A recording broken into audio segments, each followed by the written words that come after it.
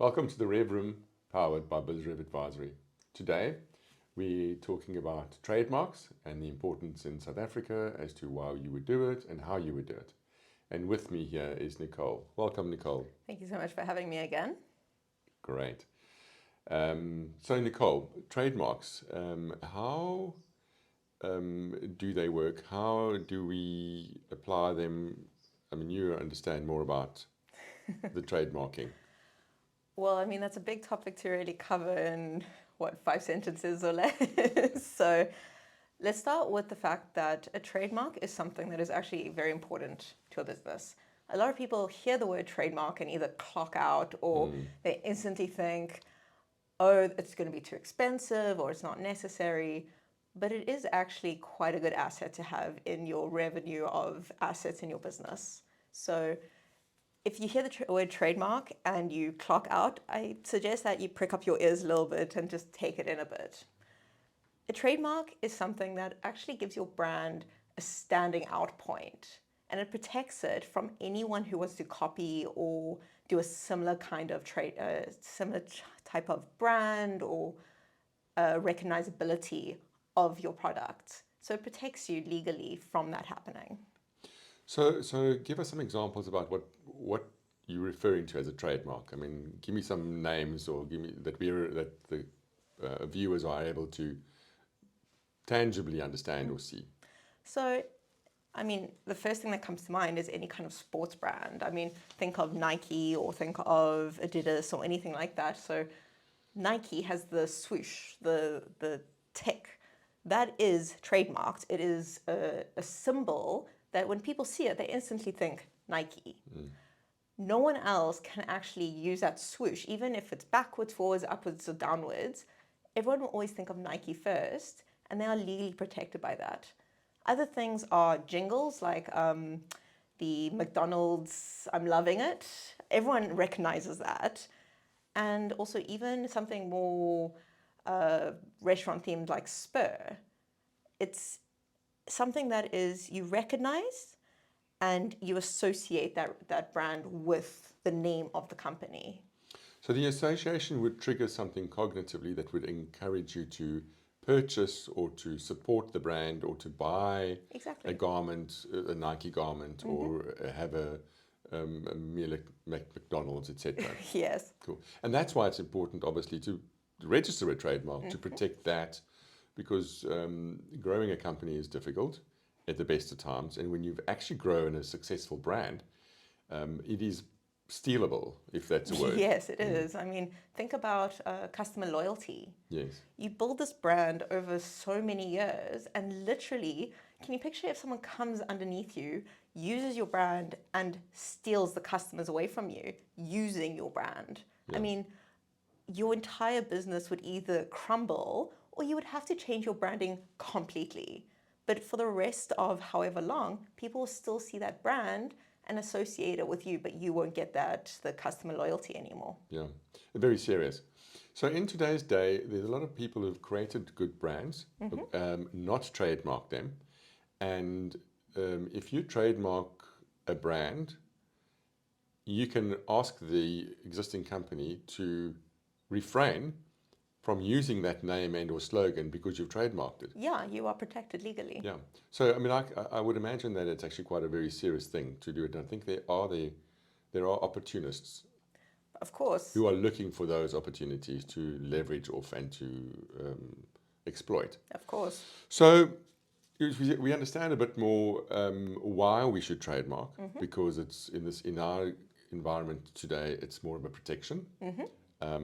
So which is a legal protection, right? Yes. Okay.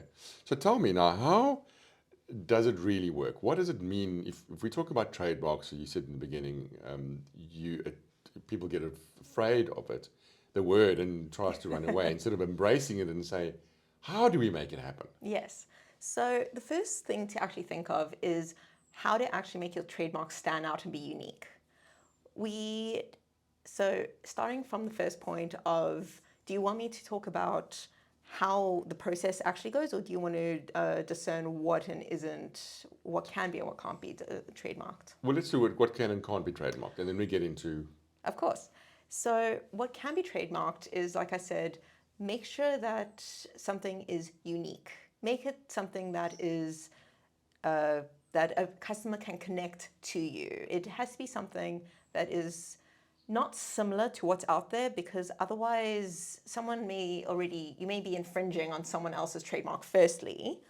And secondly, it might be too generalized. So, for example, you can't exactly say a trademark is good coffee. It's too general. It's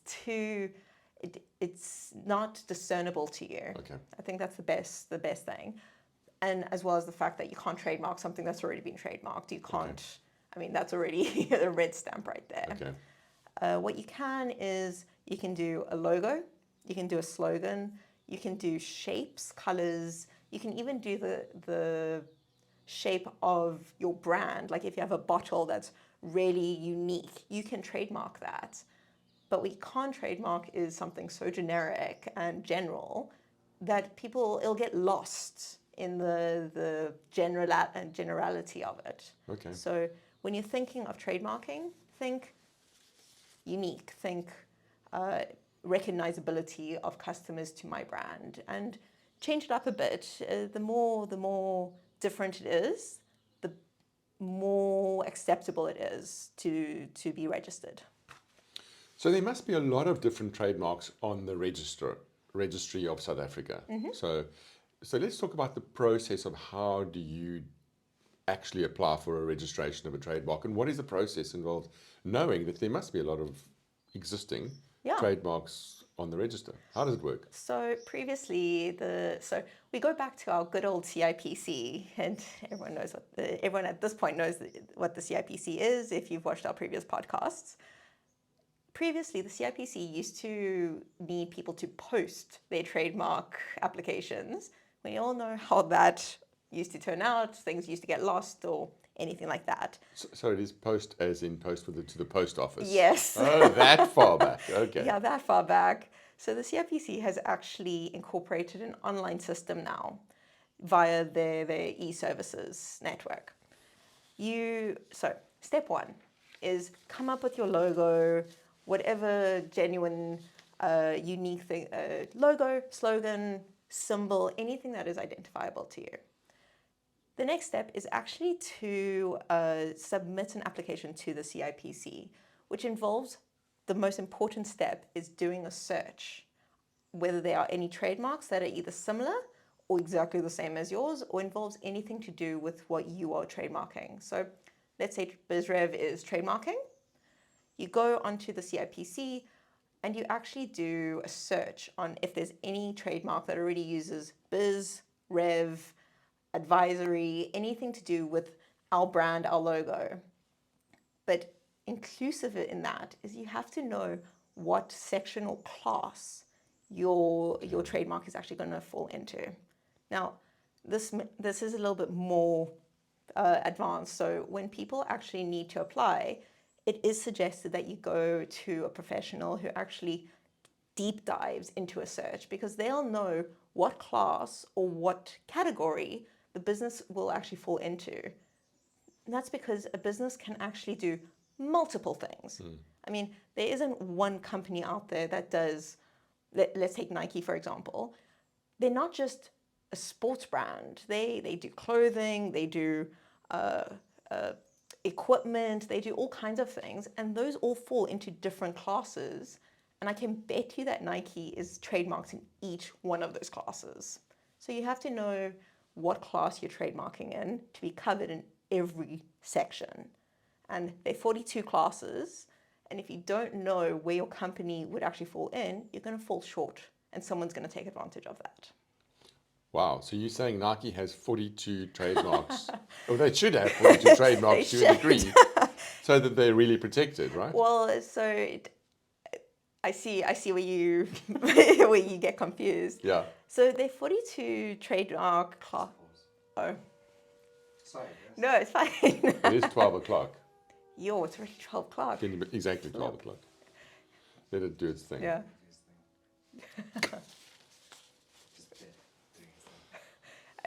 But actually, it's synonymous for Friday. Yeah. let the weekend begin. Everyone hears it and it's like, yes. Oh, no. In Cape Town, though, it's the cannon. Yes. Every Friday at 12, because I used to go to Westerford, you just hear the cannon and everyone would be like, ah, cool. Yeah, there we go. Cool. Okay. Yeah. So I see where you come from with thinking that it might be in all 42 classes, but I am going to halt you there for a second. The 42 classes cover a huge range. So one of the classes that it actually is inclusive of, for example, is the manufacturing of electronic equipment. So unless Nike has opened a factory that actually makes electronic equipment or any type of computers or something like that, and that's just an example, they won't be in every 42 classes. Okay. There are specific classes that they would fall into. So each class that they do is a separate application. That's the thing. So an example is that bakery. What was it you were telling me the other day about that example? The bakery it was 2 different trademarks. One did jams, one did pastries, but Oh, yes. And they were still bakeries, but they had 2 different products, actually. Exactly. 2 different classes, yes. Yeah, so they had similar logos, Yes. but the fact is that because they were in 2 different classes, there was no clashing. Yes, okay. The problem would have come in if they both did coffee, because coffee, they would have had 2 similar trademarks for one product and one class. That's when it would have been A problem. yeah. Okay. All right, perfect. So, Nicole, what are the common mistakes? Well, so one of the first is firstly not knowing what class your trademark falls into.